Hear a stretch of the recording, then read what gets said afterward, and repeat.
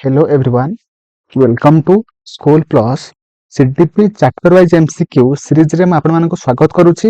एटा हमर class number 2 जोथरे कि हमें माने concept principles and stages of child development Jote कि हमर CDP रे फर्स्ट चैप्टर सेथिरु हमें माने आउ 30 क्वेश्चन हमें डिस्कशन करिबा। हमर क्लास नंबर 1 रे हमें माने 30 क्वेश्चन डिस्कशन करथिले और क्लास नंबर 2 रे आउ 30 क्वेश्चन डिस्कशन करिबा। ओके, जोटे कि आपन मानकर आगामी city OTT junior teacher assistant teacher देखो जूनियर टीचर आसबनी असिस्टेंट टीचर आसो कहीं रेगुलर हो जाए आसला RST CTET B.Ed and all teaching exam माने जो जहाँ भी किसी टीचिंग एग्जाम दिंतु ना कहीं जदि से एग्जाम रो सिलेबस रे कौन अच्छी ना सीडीपी अच्छी तो आपण मैंने यही वीडियोटा फास्ट रू लास्ट से देखिए और ता सहित वीडियो को लाइक करदे चैनल को नुआ थे सब्सक्राइब करके ऑल नोटिफिकेशन ऊपर क्लिक करेंगे जद्वारा कि मुझे जहाँ भी किसी नुआ वीडियो अपलोड करी आप फास्ट नोटिफिकेशन पाइपर।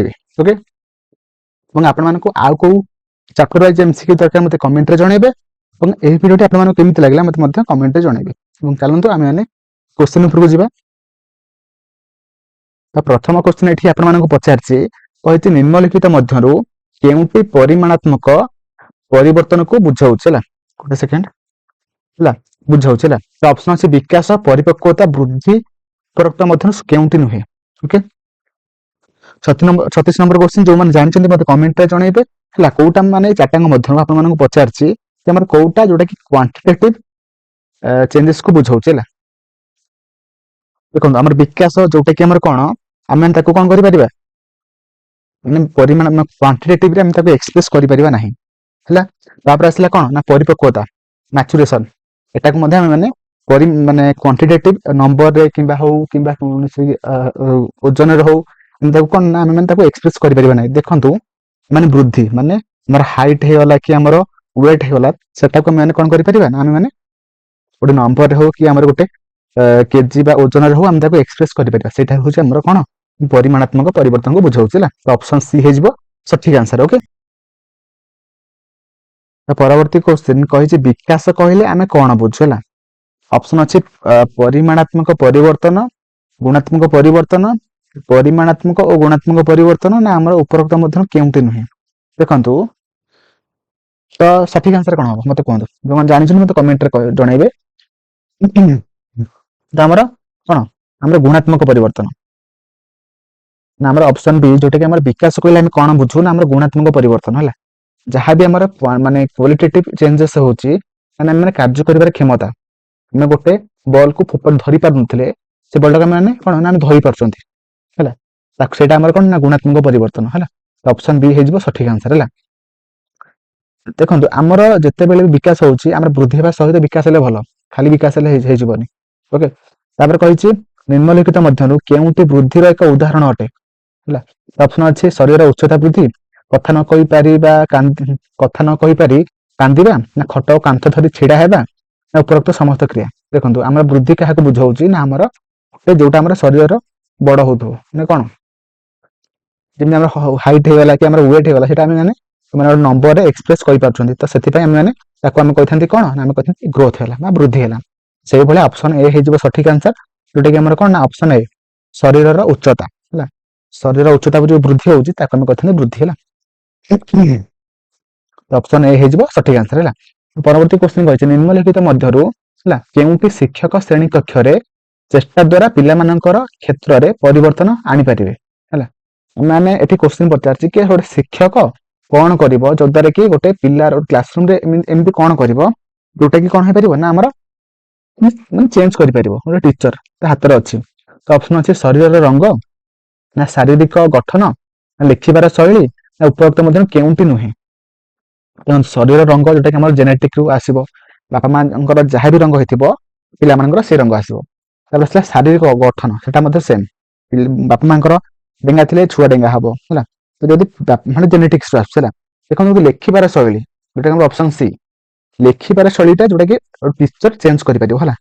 ताको केमिति लिखिबो पेन को केमिति धरिबो माने गोटे गारपका खाता लिखिबो कि गोटे पेन खाता रे लिखिबो आपण मान कहूची कि आपण मानकर जदि भी हैंड राइटिंग एते भी माने सुंदर नुह आपण ताको कोन करिवे ना पिला मानु कोन देबे गोटे रोलिंग पेपर खाता देबे जदर कि सेमान सेतरे लिखिले पिला मानकर हैंड राइटिंग पूरा पूरी सुंदर हे जिवो। सेटा हमर लिखिबा शैली এইଟା ଆମର କଣ ନା ଗୋଟେ ଟିଚର ପାଖରେ ଅଛି ଯୋଉଟା କି ସେ ପିଲାମାନଙ୍କର ଚେଞ୍ଜ କରିପାରିବ ହେଲା। ତ ଅପସନ ସି ହେଇଯିବ ସଠିକ ଆନ୍ସର। ଓକେ, ତ ପରବର୍ତ୍ତୀ କ୍ୱେଶ୍ଚନ କହିଛି ବ୍ୟକ୍ତିର ଜନ୍ମଠାରୁ ମୃତ୍ୟୁ ପର୍ଯ୍ୟନ୍ତ ଜାରି ରହିଥିବା ପ୍ରକ୍ରିୟାଟି କଣ ହେଲା। କୋଉଟା ଦେଖନ୍ତୁ ଆମର ଏଟା ଅପସନ ଅଛି ଶରୀର ବୃଦ୍ଧି। ଶରୀର ବୃଦ୍ଧି ଜନ୍ମରୁ ମୃତ୍ୟୁ ପର୍ଯ୍ୟନ୍ତ ବଢି ନଥାଏ, ଗୋଟେ ସ୍ପେସିଫିକ ଟାଇମ ଯାଏଁ ବଢିଥାନ୍ତି ହେଲା, ଗୋଟେ ଶରୀରରେ ବୃଦ୍ଧି ହୋଇଥାଏ। କିନ୍ତୁ ଦେଖନ୍ତୁ ଆମର ବିକାଶ ହେଲା, ତାପରେ ଅଛି ଉଭୟ ଏ ଆଣ୍ଡ ବି, ତାପରେ ଅଛି ଉପରୋକ୍ତ ମଧ୍ୟ କେଉଁଠି ନୁହେଁ। ଦେଖନ୍ତୁ ଆମର ବିକାଶଟା ସବୁବେଳେ ପାଇଁ ଲାଇଫ ଲଙ୍ଗ ଚାଲିଥାଏ ହେଲା, ଲାଇଫ ଲଙ୍ଗ ଆମର ଚାଲିଥାଏ, କିନ୍ତୁ ଆମର ବୃଦ୍ଧିଟା ଗୋଟେ ସ୍ପେସିଫିକ ଟାଇମ ଯାଏଁ ଚାଲିଥାଏ। ଯେମିତିକି ଆମର ଧର 25 ବର୍ଷ ଯାଏଁ ଚାଲିଥାଏ ହେଲା, 24 ବର୍ଷ ଯାଏଁ ଚାଲିଥାଏ, କିନ୍ତୁ ତାପରେ ଚାଲି ନଥାଏ ନା, ବିକାଶଟା ସବୁବେଳେ ପାଇଁ ହେଇଥାଏ। ମାନେ ଯାହା ବି କିଛି ଗୋଟେ କାମ କରନ୍ତୁ, ଗୋଟେ ଭଲ ଆଗେ ଫାଷ୍ଟ ଯାହା ବି କିଛି କାମ କରନ୍ତୁ ସେଟା ଗୋଟେ କରିପାରୁନଥିବେ, ତାପରେ କିଛି ପ୍ରାକ୍ଟିସ କଲା ଯାଏଁ ଆପଣମାନେ ସେଇ କାମଟା କରିପାରନ୍ତି, ସେଇଟା ହଉଛି ଆମର ବିକାଶ, ଯୋଉଟାକି ଆମର ପୁରାପୁରି ମାନେ ଜନ୍ମରୁ ମୃତ୍ୟୁ ଯାଏଁ ସବୁବେଳେ ପାଇଁ ଆମେ ମାନେ କରିଥାନ୍ତି ହେଲା। ତ ଅପସନ ବି ହେଇଯିବ ସଠିକ ଆନ୍ସର ହେଲା। ତ ପରବର୍ତ୍ତୀ କ୍ୱେଶ୍ଚନ କହିଛି ନିମ୍ନଲିଖିତ ମଧ୍ୟରୁ କେଉଁଟି ବିକାଶର ନିୟମ ଅନ୍ତର୍ଭୁକ୍ତ ହେଲା। ତ ଅପସନ ଅଛି ବିକାଶ ବ୍ୟକ୍ତି କୈନ୍ଦ୍ରିକ ଅଟେ, ତାପରେ କହିଛି ଏହା ଏକ ଧାରାବାହିକ ପ୍ରକ୍ରିୟା ନୁହେଁ, ହବନି ଏଟା। ଉଭୟ ଏ ଆଣ୍ଡ ବି ହବନି, ମଧ୍ୟରେ କେଉଁଠି ନୁହେଁ। ଦେଖନ୍ତୁ ଆମର ଗୋଟେ ବିକାଶଟା ହଉଛି କଣ ନା ବ୍ୟକ୍ତି କୈନ୍ଦ୍ରିକ, ମାନେ ସବୁ ବ୍ୟକ୍ତି ମାନଙ୍କର ବା ସବୁ ଲୋକମାନଙ୍କର ସେମ୍ ସ୍ପିଡରେ ଡେଭଲପମେଣ୍ଟ ହୋଇନଥାଏ ହେଲା। ସେଥିପାଇଁ ଆମର ବିକାଶଟା ହଉଛି ଗୋଟେ କଣ ନା ବ୍ୟକ୍ତି କୈନ୍ଦ୍ରିକ ହେଲା। ସମସ୍ତଙ୍କର ଗୋଟେ ଇଣ୍ଡିଭିଜୁଆଲ ଡିଫରେନ୍ସ ଥାଏ, ଆମେ କହିଥାନ୍ତି କଣ ବ୍ୟକ୍ତି କୈନ୍ଦ୍ରିକ ହେଲା। ପରବର୍ତ୍ତୀ କ୍ୱେଶ୍ଚନ କହିଛି ବ୍ୟକ୍ତିର ବୃତ୍ତିଗତ ନିପୁଣତା କେଉଁ ନିୟମ ସହ ସମ୍ପୃକ୍ତ ହେଲା। ଦେଖନ୍ତୁ ଗୋଟେ ବ୍ୟକ୍ତିର ବୃତ୍ତିଗତ ନିପୁଣତା କୋଉ ନିୟମ ସହିତ ସମ୍ପୃକ୍ତ ନା, ଅପସନ ଅଛି ଧାରାବାହିକ ପ୍ରକ୍ରିୟା, ନା ବ୍ୟକ୍ତି କୈନ୍ଦ୍ରିକ, ନା ବଂଶଗତ, ନା ଆମର ଉପରୋକ୍ତ ମଧ୍ୟ କେଉଁଟି ନୁହେଁ। ଯୋଉଟା କି ଗୋଟେ କଣ ହବ ନା ଧାରାବାହିକ ପ୍ରକ୍ରିୟା, କାହିଁକିନା ସେ ସବୁବେଳେ ପାଇଁ ଏଟା ପ୍ରାକ୍ଟିସ କରୁଛି ବୋଲି ସେଥିରେ ସେ ନିପୁଣ। ପରବର୍ତ୍ତୀ କ୍ୱେଶ୍ଚନ କହିଛି ନିମ୍ନଲିଖିତ ମଧ୍ୟରୁ କେଉଁଟି ବ୍ୟକ୍ତିଗତ ପ୍ରଭେଦର ଶ୍ରେଣୀଭୁକ୍ତ ନୁହେଁ, କୋଉଟା ପଚାରିଛି ହେଲା। ଦେଖନ୍ତୁ ଆମର ଆପଣମାନେ ଚାରିଟା ଅପସନ ମଧ୍ୟରୁ କୋଉଟା ଗୋଟେ ବ୍ୟକ୍ତିଗତ ପ୍ରଭେଦ ହେଇପାରିବ ନାହିଁ, ସେଟା ଆପଣମାନେ ମାନେ ଠିକ କରିବେ।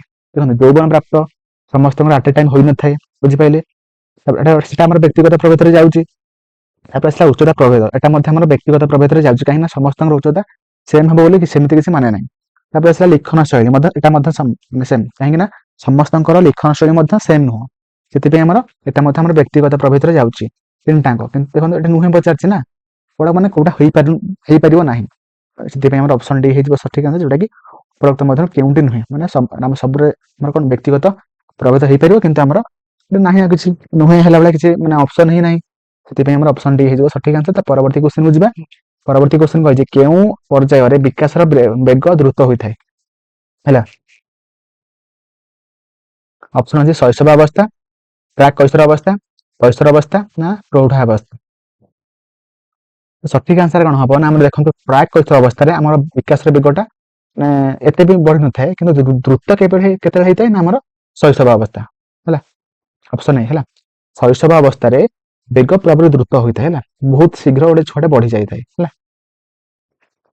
ତ ପରବର୍ତ୍ତୀ କ୍ୱେଶ୍ଚନ କହିଛି ଶିଶୁର ସାମାଜିକ ବିକାଶର ଆରମ୍ଭ ହୋଇଥାଏ ମାନେ କେବେଠୁ ଷ୍ଟାର୍ଟ ହୋଇଥାଏ। ଗୋଟେ ଶିଶୁର ସୋସିଆଲାଇଜେସନ ମାନେ କୋଉ ଷ୍ଟେଜ ରୁ ଷ୍ଟାର୍ଟ ହୋଇଥାଏ। ଅପସନ ଅଛି ବାଲ୍ୟ ଅବସ୍ଥାରୁ, ନା ଶୈଶବ ଅବସ୍ଥାରୁ, ନା କୈଶୋର ଅବସ୍ଥାରୁ, ନା ପରିଣତ ଅବସ୍ଥାରୁ। ତ ଅପସନ ବି ହେଇଯିବ ସଠିକ ଆନ୍ସର, କାହିଁକି ନା ଆମର ଶୈଶବ ଅବସ୍ଥାରୁ ଆମର ଗୋଟେ ମାନେ ଶିଶୁର ସାମାଜିକ ବିକାଶ ହୋଇଥାଏ, କାହିଁକି ନା ସେ ପରିବାରର ଯୋଉ ସବୁ ମେମ୍ବର ଥାନ୍ତି ସେମାନଙ୍କ ସହିତ ସେ କଣ ନା ହସାହସି ଯୋଉଟା ଆମର ହୋଇଥାଏ, ଏବଂ ତା ସହିତ ଏମିତି ସବୁ ମାନେ ସୋସିଆଲାଇଜେସନ ଚାଲିଥାଏ। ତ ପରବର୍ତ୍ତୀ କ୍ୱେଶ୍ଚନ କହିଛି ଶିଶୁ ତାର ଚାରି ପାଖରେ ଥିବା ବ୍ୟକ୍ତି ମାନଙ୍କ ସହ ସମ୍ପର୍କ ବଢାଇବା କେଉଁ ଦକ୍ଷତାକୁ ସୂଚାଇଥାଏ ହେଲା। ଦେଖନ୍ତୁ ଏଟା ସେମ କ୍ୱେଶ୍ଚନ, ସେମ ଟାଇପର କହିଛି କି ଆମର ଶିଶୁ ତା ଚାରି ପାଖରେ ଯୋଉ ଥିବା ବ୍ୟକ୍ତି ମାନଙ୍କ ସହିତ ଯୋଉ ସହ ସମ୍ପର୍କ ମାନେ ବଢେଇଥାଏ, ତାକୁ ଆମେ କଣ କହିଥାନ୍ତି ଆମର ସାମାଜିକ, କାହିଁକିନା ଗୋଟେ ସାମାଜିକ ପରିବେଶରେ ଯେହେତୁ ସେ ସମ୍ପର୍କ ମାନେ ତିଆରି କରୁଛି, ତାକୁ ଆମେ କହିଥାନ୍ତି ସାମାଜିକ ବିକାଶ ହେଲା। ତ ପରବର୍ତ୍ତୀ କ୍ୱେଶ୍ଚନ କହିଛି ଶିକ୍ଷକ ଶିକ୍ଷାର୍ଥୀ ମାନଙ୍କର ଶାରୀରିକ, ମାନସିକ, ସାମାଜିକ, ଆବେଗିକ ଓ ନୈତିକ ବିକାଶ ସମ୍ବନ୍ଧରେ ଜାଣିଲେ ତାଙ୍କର କଣ ଲାଭ ହୁଏ। ଗୋଟେ ଶିକ୍ଷକ ଯଦି ଗୋଟେ ପିଲାର ଶାରୀରିକ, ମାନସିକ, ସାମାଜିକ, ଆବେଗିକ ସବୁ ବିକାଶକୁ ସେ ମାନେ ଜାଣୁଛି, ତେବେ ତାର କଣ ଲାଭ ହବ, ଭିତରେ କାହିଁକି ଜାଣିବ। ଅପସନ ଅଛି ଶିକ୍ଷାର୍ଥୀ ମାନଙ୍କୁ ଉପଯୁକ୍ତ ମାର୍ଗଦର୍ଶନ କରିପାରିବେ, ନା ଉପଯୁକ୍ତ ଶିକ୍ଷଣ ପରିବେଶ ସୃଷ୍ଟି କରିପାରିବେ, ନା ପ୍ରତ୍ୟେକ ଶିକ୍ଷାର୍ଥୀଙ୍କୁ ଉପଯୁକ୍ତ ଧ୍ୟାନ ଦେଇପାରିବେ, ନା ଉପଯୁକ୍ତ ସମସ୍ତ।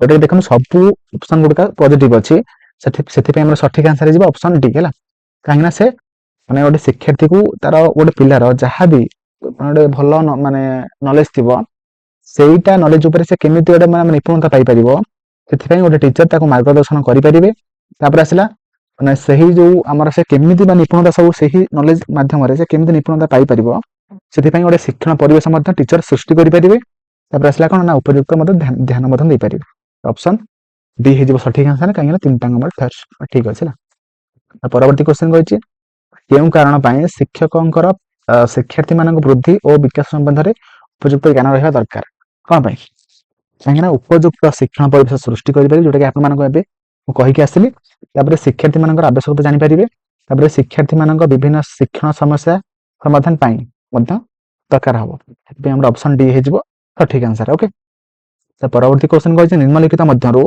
केउंटी विकास एक उदाहरण नुहे कोटा है माने तीनटा पॉजिटिव थी गोटे नेगेटिव थी सेटा क्वेश्चन आंसर करेंगे कोटा गोटे विकास हो पार ना देखो शिशुर विभिन्न अंगर वर्धित और प्रसारित अवस्था कार्यशैली नूतनता कर्मकुशलतार परिवर्तन ना उन्नतिशील परिवर्तन देखो आम ऑप्शन ए हो सठिक आंसर कहीं शरीर विभिन्न अंगर वर्धित और प्रसारित अवस्था जोटा कि आम कौन ना गोटे वृद्धि हम विकास हम ना ये आप विकास कौटा हो पार ना से पचार से ऑप्शन ए हो सठिक आंसर ओके परवर्ती क्वेश्चन कही निम्नलिखित मध्य गोटे सेकंड निम्नलिखित मध्य केउंटी विकास सह संपर्कित अटे कोटा देखो टाइप करवा साइकेल चलाइबा चित्र आंकिबा उपरोक्त समस्त कोटा सठिक आंसर कहीं देखो सब ऑप्शन ठीक अच्छी कहीं आम टाइप करवा गोटे विकास आमर हो साइकेल चलाइबा एटा गोटे विकास हो चित्र आंकिबा सेटा गोटे विकास हो देखो ऑप्शन डी हो सठिक आंसर जोटा कि ऑप्शन डी है परवर्ती क्वेश्चन कही जीवन में केते वर्ष मध्य शिशुर अधिकांश गुण विकसित होता है ऑप्शन अच्छे प्रथम 4 वर्ष बयस मध्य 5 वर्ष ना 6 वर्ष ना 7 वर्ष जीवन केते वर्ष मध्य शिशुर अधिकांश गुण विकसित होता है आप पूरा मन रखु बहुत इंपोर्टेंट क्वेश्चन है ऑप्शन बी जोटा कि प्रथम 5 वर्ष मध्य गोटे शिशुर अधिकांश गुण विकसित होता है परवर्ती क्वेश्चन कही निम्नलिखित मध्य केउं उक्ति शारीरिक वृद्धि संपर्कित है मान 4 ऑप्शन मध्य कोटा जोटा कि गोटे शारीरिक वृद्धि को बुझाऊँ ऑप्शन अच्छे शिशु वयस्क व्यक्ति को उपयुक्त व्यवहार को देखा पिंधुवा पैंट सार्ट शिशु को छोट ना शिशु कार्यटी को ठीक भाव में संपादन करें ना धारणा गुड़ी को ठीक भाव में बुझाऊँ तो शारीरिक वृद्धि मान शरीर वृद्धि हो तो कौन हम ऑप्शन बी मैंने पिंधुवा पैंट सार्ट शिशु को छोट हो जेहेतु तार शिशुर माने देह हाथ बढ़ुची तेज जाए तार पैंट सार्ट छोट हो ऑप्शन बी हो सठिक आंसर ओके तो परवर्ती क्वेश्चन कही निम्नलिखित मध्य केउंटी शिशुर विकास बुझाऊँ तो ऑप्शन अच्छी शिशुटीर ओजन 3 ରୁ 4 किलोग्राम होइछि ना डेभलपमेंट ग्रोथ रे पड़ोछि गोटे सेकंड तापर आसला शिशुर उच्चता 2 फुट ରୁ 3 फुट बढ़ी ग्रोथ रे पड़ोछि तापर आसला शिशुटी गृह परिवेश सफार आवश्यकता बुझाऊँ तापर पिलाटीर हाथ पूर्व तुलन में अधिक लंब होछि ग्रोथ पड़ोछि ये आम ऑप्शन ए आम बी एंड डी आम ग्रोथ रे जाउछि ना किंतु देखो शिशुर गृह परिवेश सफार आवश्यकता बुझाऊँ यहाँ हूँ पिलार कौन हो डेभलपमेंट हो बुझे परवर्ती क्वेश्चन को जीवा परवर्ती क्वेश्चन कही 6 ରୁ 12 वर्ष बयस को निम्नलिखित केउं अवस्था कहुए कहते मत आप फास्ट वीडियो कही सारी मत कहतु तो ऑप्शन अच्छी हमार आद्य बाल्यावस्था शेष बाल्यावस्था शैशव अवस्था ना प्राक कैशोर अवस्था तो सठिक आंसर हो ऑप्शन बी जोटा कि शेष बाल्यावस्था है 6 ରୁ 12 वर्ष बयस को आम शेष बाल्यावस्था कही था परवर्ती क्वेश्चन को जीवा पियाजेंकर मतानुजाई मूर्त स्तर में केउं शिक्षार्थी मानकर बौद्धिक विकास घटी है तो कहतु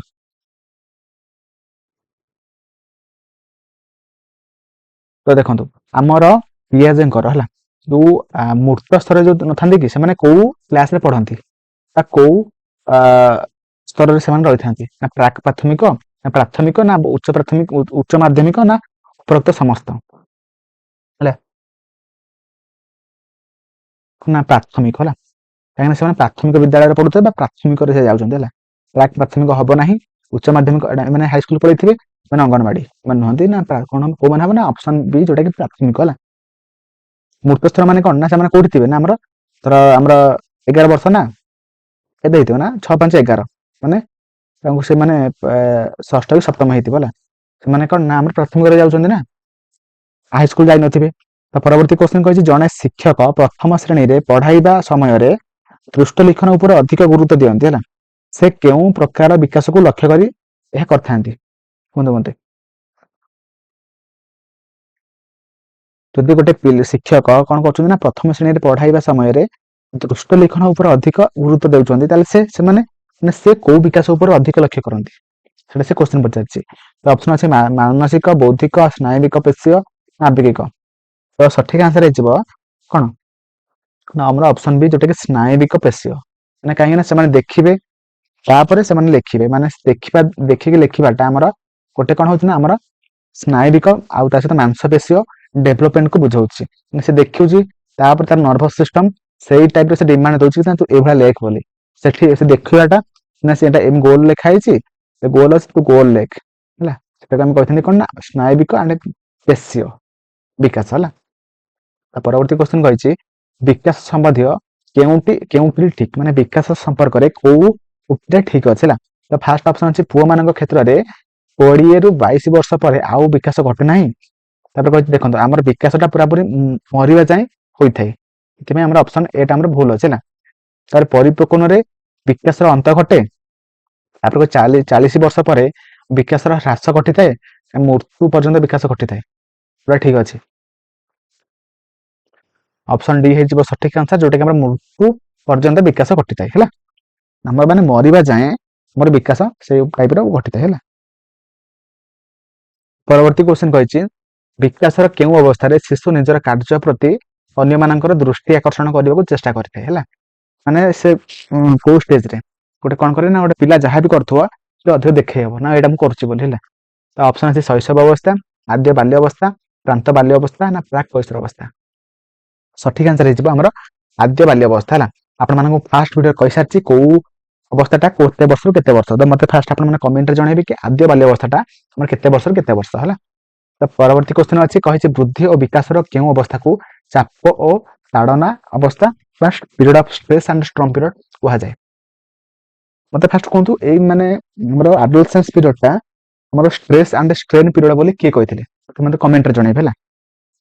ଦେଖନ୍ତୁ ଏଟା ଆମେ ସଠିକ ଆନ୍ସର ହେଇଯିବ, ମୁଁ ଆପଣମାନଙ୍କୁ ଏବେ କହିଦେଲି ଯୋଉଟା କି ଅପସନ ସି ଯୋଉଟା କି ଆମର କୈଶୋର ଅବସ୍ଥା ବା ଆଡୋଲେସେନ୍ସ ପିରିୟଡ, ଯୋଉଟା କି ଆମେ କହିଥାନ୍ତି କଣ ନା ଆମ period of stress and strain ହେଲା। ଯୋଉଟା କିଏ କହିଥିଲେ ନା ହରଲକ କହିଥିଲେ ହେଲା।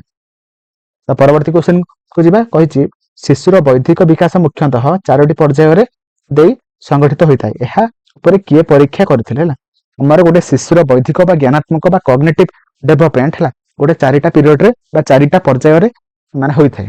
ତ ସେ ତାହା ଉପରେ କିଏ ମାନେ ପରୀକ୍ଷା କରିଥିଲେ ବା ରିସର୍ଚ୍ଚ କରିଥିଲେ, କିଏ କରିଥିଲେ ନା ଅପସନ ଅଛି କିନର, ପିଆଜେ, ହୋଲବର୍ଗ ନା ରିକ୍ସନ, କିଏ କରିଥିଲେ। ତ ଅପସନ ବି ହେଇଯିବ ସଠିକ ଆନ୍ସର, ଯିଏକି ପିଆଜ ହେଲା। ପିଆଜ ଯିଏକି କଗ୍ନିଟିଭ ଡେଭଲପମେଣ୍ଟ ବା ଆମର ବୌଦ୍ଧିକ ବିକାଶ ଉପରେ ସେ ପରୀକ୍ଷା କରିଥିଲେ ହେଲା।